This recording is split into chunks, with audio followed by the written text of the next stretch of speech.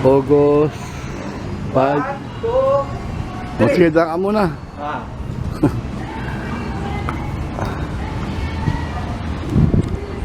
August 5, 2024. Nandito ako sa harapan ng bahay namin sa Metrica. Ito yung bahay namin na nabili ng magulang ko noong 1969 at nilugan nila ng mahigit 2 taon. Murang-mura to, mga 65,000 sabi na sa akin. Hulugan pa yon. Pero ang bahay ngayon dito masyado nang mahal. 30 million. Itong bahay ito sabi 12 million daw yan. Yan third floor lang yan. So, tapos naglagay ako ng salamin sa harapan ko. Ayan o, salamin. Para pag naglakad ako, nakikita ko yung mukha ko. Tignan natin na, may dala akong camera. Yun. Ayos. Ito naman yung Espanya. Nung bumahal dito, grabe daw, sabi sa akin. Kasi wala naman kami wala naman ako dito, nasa Cavite ako. Nagpas daw ng gulong. Ito. Gulong yan, nagpas daw sa gulong na yan. Kaya lahat ng mga sasakyan pinasok ng tubig. Kaya sa loob ng bahay namin, ganun din. Nababad yung yung ano namin, yung mga gamit namin. Pero okay lang yun. Kaya hanggang ngayon, August 5 na, 24, 23 nangyari yung dito na pag-ulan at 3 araw yung baha. Naglinis pa rin ako. Kaya napakahirap.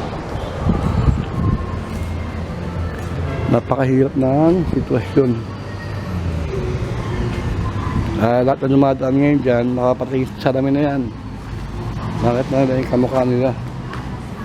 Yun o.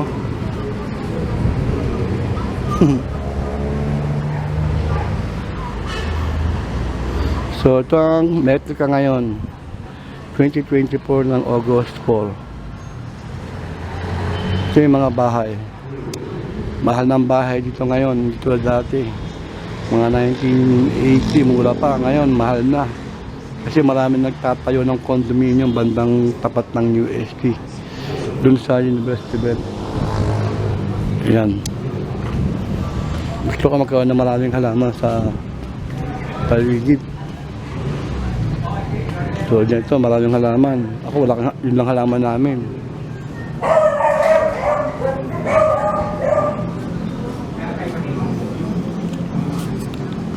Hanggang dito na lang, August 4, 2024.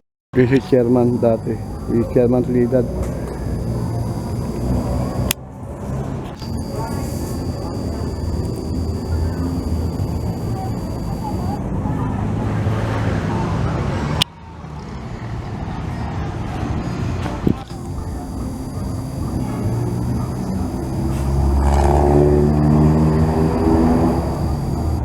Yan, Espanya yan. Bahang-baha dyan. Lagpas ng gutter.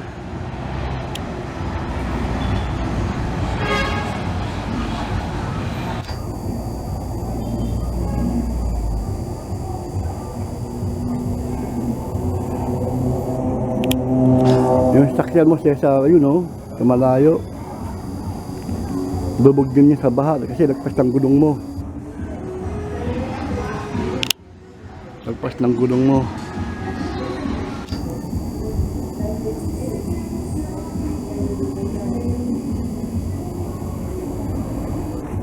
Ito naman ang P. Florentino o P. Margan. Ang si chairman dati, Trinidad.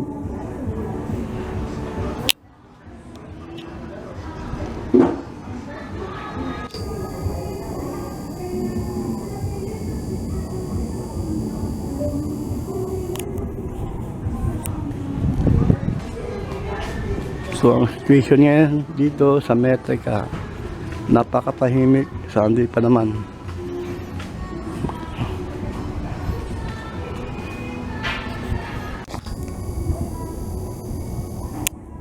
Ito may bubong na oh. Ba't wala pa, isa wala pa. Yung bahay namin.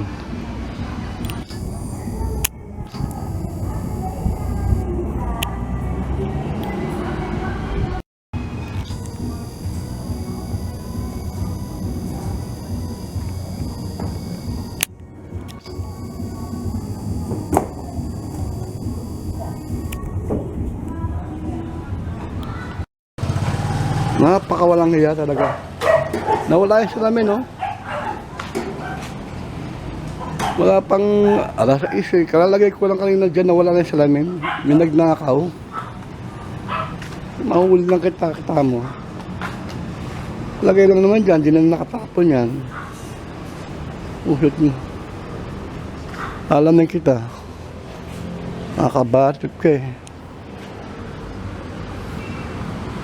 Nanakaw yung salamin.